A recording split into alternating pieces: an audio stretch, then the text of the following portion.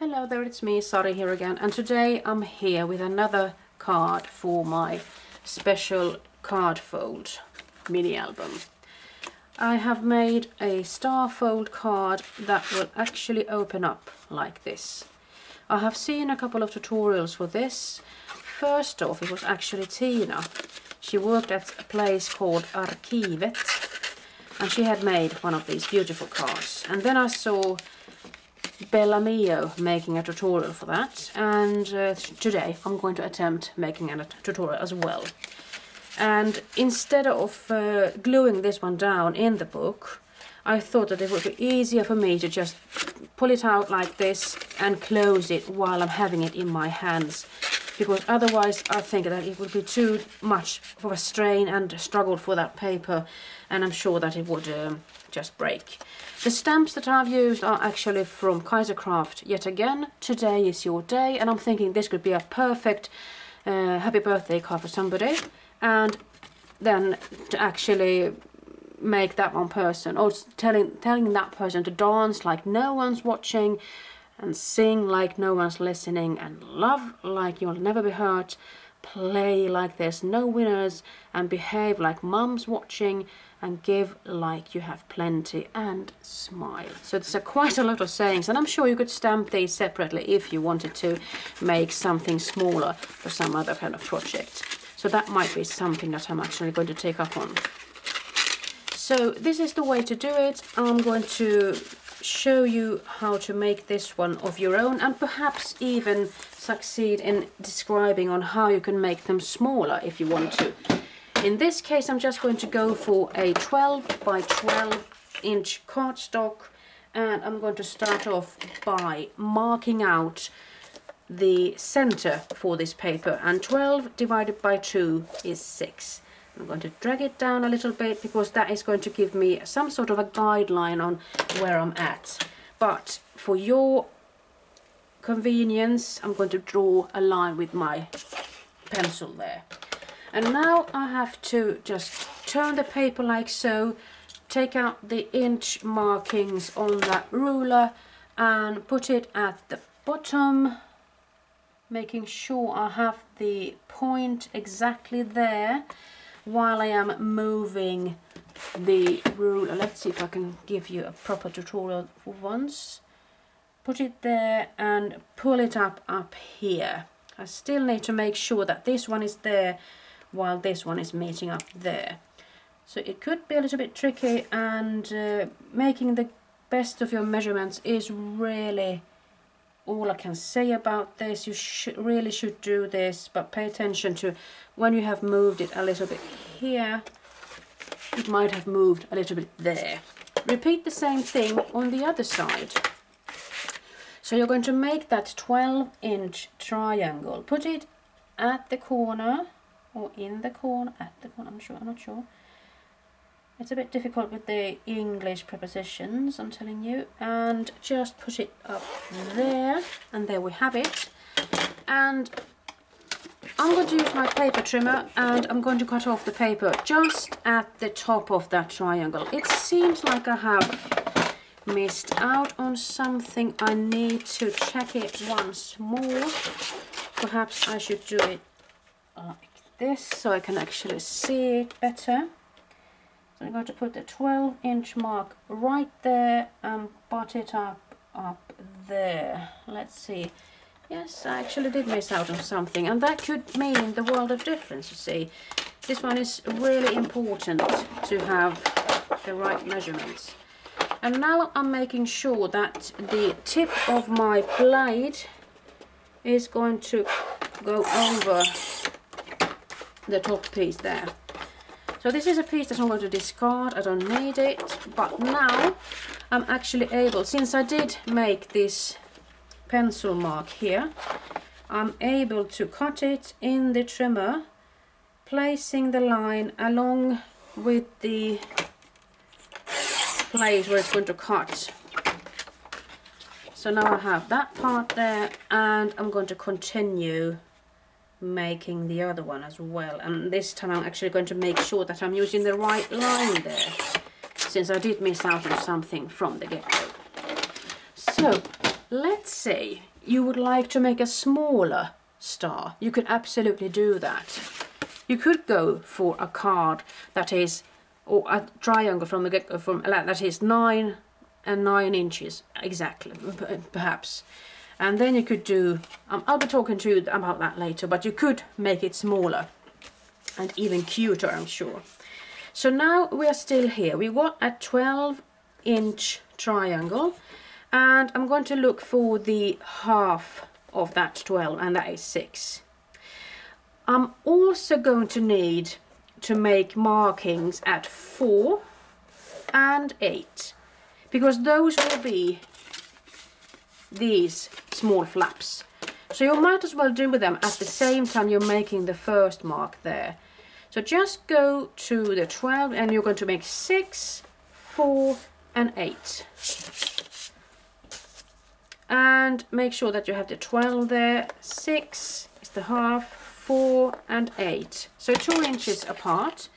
And now you have to connect the lines here. I'm sorry that you might not be able to see them properly. Let's see if I can zoom in a little. And in this case, you know, I'm just going to switch to another scoring board. This one has got so many of those slopes, or what I could call them. And with this one, it has got a fewer, and it's a little bit easier for me actually to see where I'm at. So all I have to do is connect this with this, and this with this. And I'm doing so using my score pal, and I'm making sure that I follow, in this case, the 6-inch line like that. So I don't have to do the job twice. That is why I wanted to do this. Let's see, I've got another marking there and there. So now I have done this. There you can see the scored lines, can't you? I'm going to turn the paper over, just one step to the left, and I'm going to continue on the 6-inch mark, or the line. And in this case, I believe that this is going to be right, like so. And I'm going to do the final one. Just going to take it there at the 6. Oopsie, daisy. And I'm going to take the final one at 6. And this one has got a good, quite a good line, because if I were to slip having this paper over here, I would know that I'm not supposed to be on the 2 tight lines there. I should absolutely be where I'm at right now, before I slip and slide like that. So now I have made all these scored lines like so, and what I have to do is start folding the first fold inwards. So I'm going to make a valley fold like this, and with the other one I'm just going to tip it over and make it into a mountain. So now we've got, if we would like to put a string around this, we could actually have a cake box or something. This would be nice looking, but it wouldn't be flat, now would it? But now begins the hard bit, or perhaps even the fun bit, depending on what kind of a person you are. Let's see, I'm going to take this, I'm just going to fold these down. Just going to show you. So this is basically it. So from a 12 by 12 piece of paper, you will be ending up with a, I'm thinking 6 by 6 inch star, because it's going to be divided into 2. Let's see if I'm right. I could also go for the scoreboard, but I'm going to go for this. So approximately 6 inches wide. So that is something that you could bear in mind. So let's say you were to make a triangle that is 9 by 9, that would end up being sort of 4.5 now, wouldn't it? Let's see if I can zoom out a little bit. So in this case, if you're going to do the math for a triangle that is 9 by 9, you could put it in here. In this case, I've actually managed to make this one a bit smaller on 2 sides, so that is why I didn't make a tutorial out of this one. But let's say you were to make it a 9 by 9 triangle using the method that I did before, then you would have to find the centerpiece for 9, and that is 4.5. And then taking 2/3 of 4.5. Let's say you need 1.5 and 1.5 and 1.5 in order to make 4.5. So 2/3 of that is 3 inches. So if you are at the 4.5, you could go to 3 on the left, and you could go to 6 on the right, because then you have 3 inches here and you have 3 inches here. And you repeat the same thing as I did here, and you do your scoring. And in that case you should be able to succeed, but somehow I didn't succeed with this one, and that is why I went for the 12 by 12. And if you would like to make it into a different size completely, just think about how big you want these flaps to be. If you want them to be, let's say, in this case, they ought to be approximately 4, yes. So 4 plus 4 plus 4 is 12.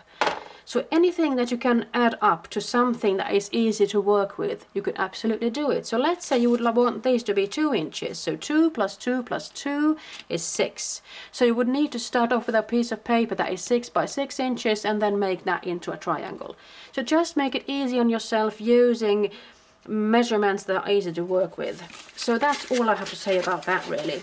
And then when you are assembling your card, just fold these bits together like so, and with the last one you're going to put it under one of these. Just put it there, and there you are. And then you can decorate it however you want to. In this case I'm actually ending up with a pink star with some kind of a structure on the front and a slate underneath the surface. You could of course do it the other way if you wanted to, but in this case I have just used a, sorry about that, I made just a big circle there, easy going here, and then I made a stamp, or I stamped something on the inside there. But if you are going to make something else, you could stamp on the sides, you could put on some pattern papers perhaps, you could do whatever you want to. Just bear in mind not to put too much here. If you're going to put something on the sides, make sure they are smaller. And the best tip to get those pieces to fit is of course by making a triangle a couple of sizes smaller. Let's say this one is 12, perhaps you could make it 11 3/4 or something, and make that triangle and get those pieces out, cut where I have scored and everything, and then you can just glue these down. I do like this way of this card, and having made, this is my second card really, I haven't made more than that, but I do like it, and especially when I see some beautiful samples on the internet, as I see now and again. So there's that star fold card. I hope you make it, and try experimenting in different sizes as well, because it doesn't have to be that difficult. Alright, I'm going to sign off right now. Bye bye.